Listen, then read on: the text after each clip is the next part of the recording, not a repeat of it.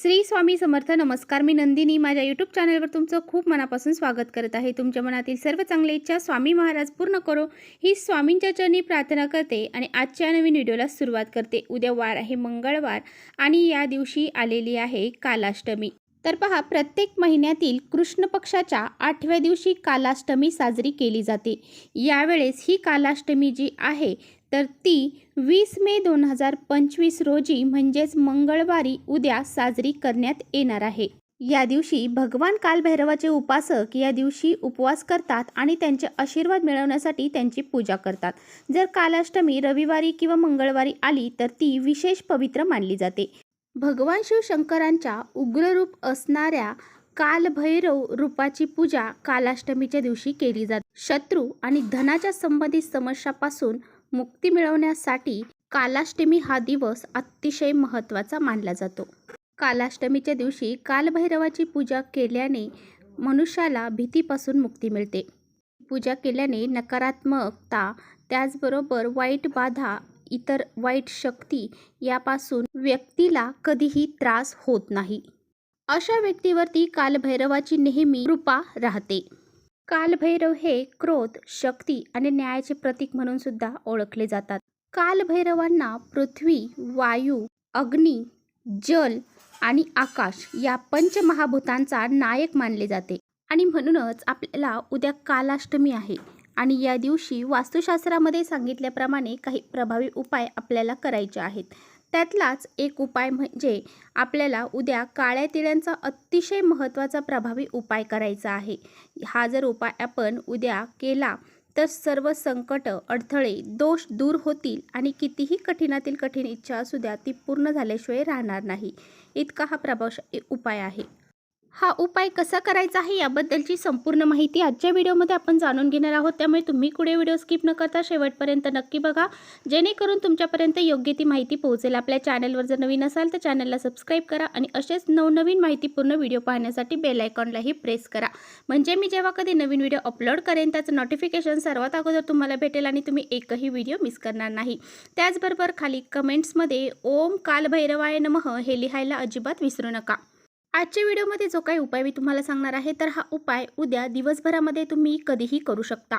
जर तुमच्या घरामध्ये दारिद्र्य, दुःख, संकट, अडचणी असतील, तुमचं कोणतंही महत्त्वाचं काम हे पूर्ण होत नसेल, तुम्हाला त्या कामामध्ये नेहमी अडथळे निर्माण होत असतील, सतत घरामध्ये पैशांच्या अडचणी येत असतील, आलेला पैसा कोणत्या ना कोणत्या मार्गाने घरातून बाहेर निघून जात असेल, तुम्ही जे कष्ट मेहनत करत आहात तर त्यामध्ये तुम्हाला योग्य तो मोबदला प्राप्त होत नसेल, तर पहा, हा उपाय करण्यासाठी तुम्हाला काय करायचं आहे. तुम्हाला तुमच्या हातामध्ये मुठभर काळे तीळ घ्यायचे आहेत आणि तुमच्या डोक्यावरून तुम्हाला हे काळे तीळ तुम्हाला तुमच्या डोक्यावरून जसा घड्याळाचा काटा फिरतो त्या पद्धतीने गोलाकार पद्धतीने 7 वेळा फिरवायचा आहे आणि तुमच्या उत्तर दिशेला फेकून द्यायचा आहे. आता पहा, तुमच्या पतीची प्रगती होत नसेल तर तुम्हाला तुमच्या त्या पत्नीने आपल्या पतीवरून हा उपाय करायचा आहे. तुमच्या मुलांची प्रगती होत नसेल तर आईने मुलांसाठी हा उपाय करायचा आहे. हा उपाय केल्याने प्रत्येक कामामध्ये यश मिळते आणि तुमची उत्तरोत्तर प्रगती होत चालते. घरामध्ये धन येणं सुरू होते. कालाष्टमीच्या दिवशी काळ्या वस्तूंचे उपाय जर केले तर ते खूप महत्त्वाचे ठरतात. त्याचबरोबर तुमच्या मनामध्ये भरपूर दिवसापासून एखादी इच्छा आहे, ती इच्छा तुमची नोकरी प्राप्तीबद्दल असेल, घर घेण्याबद्दल असेल किंवा मग गाडी घेण्याबद्दल असेल किंवा मुलांची प्रगती होण्याबद्दल असेल किंवा इतर कोणतीही तुमची इच्छा असेल किंवा तुम्हाला तुमच्या एखाद्या शत्रूचा वारंवार त्रास होत आहे, तो शत्रू त्रास दूर होण्यासाठी असेल किंवा आर्थिक समस्या तुमच्या घरामध्ये सतत येत आहे त्या समस्या दूर होण्यासाठी असेल किंवा कर्जमुक्ती होण्यासाठी असेल, तर बघा तुम्हाला काय करायचं आहे. एक काळ्या रंगाचा कपडा घ्यायचा आहे, त्यामध्ये तुम्हाला थोडेसे काळे तीळ घ्यायचे आहेत, थोडेसे काळे उडीद घ्यायचे आहेत. तर तुम्हाला ही जी पोटली बनवायची आहे आणि ही पोटली घेऊन जायचं आहे तुमच्या घराजवळ असणाऱ्या महादेवाच्या मंदिरात. तिथे जाऊन शिवलिंगावरती ही पोटली तुम्हाला अर्पण करायची आहे. जेव्हा तुम्ही ही पोटली तिथे अर्पण करणार आहात तेव्हा तुमची जी काही इच्छा असेल ती इच्छा तुम्हाला भगवान महादेवांना सांगायची आहे. ती इच्छा पूर्ण होण्यासाठी प्रार्थना करायची आहे आणि ती पोटली तिथेच अर्पण करून तुम्हाला घरी यायचं आहे. त्याचबरोबर तुमच्या घरामध्ये सतत नवरा बायकोंची भांडणं होत आहेत, एकमेकांचं पटत नसेल, त्याचबरोबर दोघांच्या नात्यामध्ये भरपूर असं अंतर आलेलं आहे, तर तुम्हाला काय करायचं आहे, तर तुम्हाला पिंपळाच्या झाडाखाली जाऊन मुठभर काळे तीळ हे अर्पण करायचे आहेत आणि पिंपळाच्या झाडाखाली तिळाच्या तेलाचा दिवा लावायचा आहे.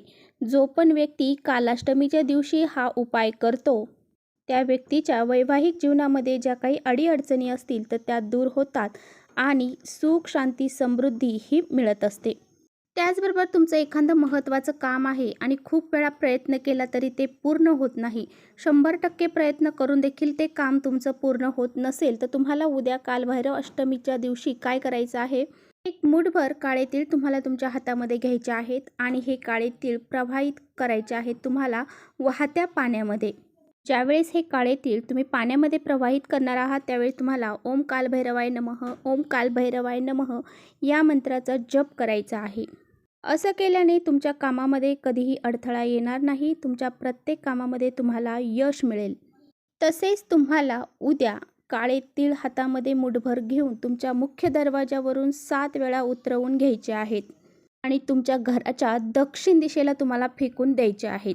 यामुळे तुमच्या घराला जर कुणी दोष लावलेले असतील, काही नजरबाधा, जादूटोणा तुमच्या घराला जर केलेला असेल, काही नकारात्मकता घरामध्ये असेल, तर ती निघून जाते आणि घरामध्ये सुख, शांती, समृद्धी नांदायला सुरुवात होते. तसेच तुम्ही जेव्हा उद्या अंघोळ करणार आहात, तर अंघोळीच्या पाण्यामध्ये तुम्हाला चिमूटभर काळे तीळ टाकून अंघोळ करायचे आहे. कालाष्टमीच्या दिवशी जी बी व्यक्ती काळे तीळ टाकून अंघोळ करते, त्या व्यक्तीच्या जीवनामध्ये जे बी शत्रू असतात, दारिद्र्य असते, ते संपूर्णपणे नष्ट होते आणि त्या व्यक्तीची प्रगती व्हायला सुरुवात होते. आता बघा, जे काही उपाय मी तुम्हाला सांगितले आहे, तुमच्या अडचणीप्रमाणे तुम्ही ते उपाय करू शकता. तुम्हाला सगळे उपाय करणं शक्य असेल तर तुम्ही सगळे करू शकता, नाहीतर तुम्हाला जशा अडचणी असतील त्यानुसार तुम्ही उपाय करू शकता. तर चला, इथे थांबवते माझा व्हिडिओ थोडा जरी आवडला असेल तर नक्की लाईक करा. चॅनलवर नवीन असाल तर चॅनलला सबस्क्राईब करा. परत भेटूया अशाच छानशा व्हिडिओसोबत. तोपर्यंत श्री स्वामी समर्थ.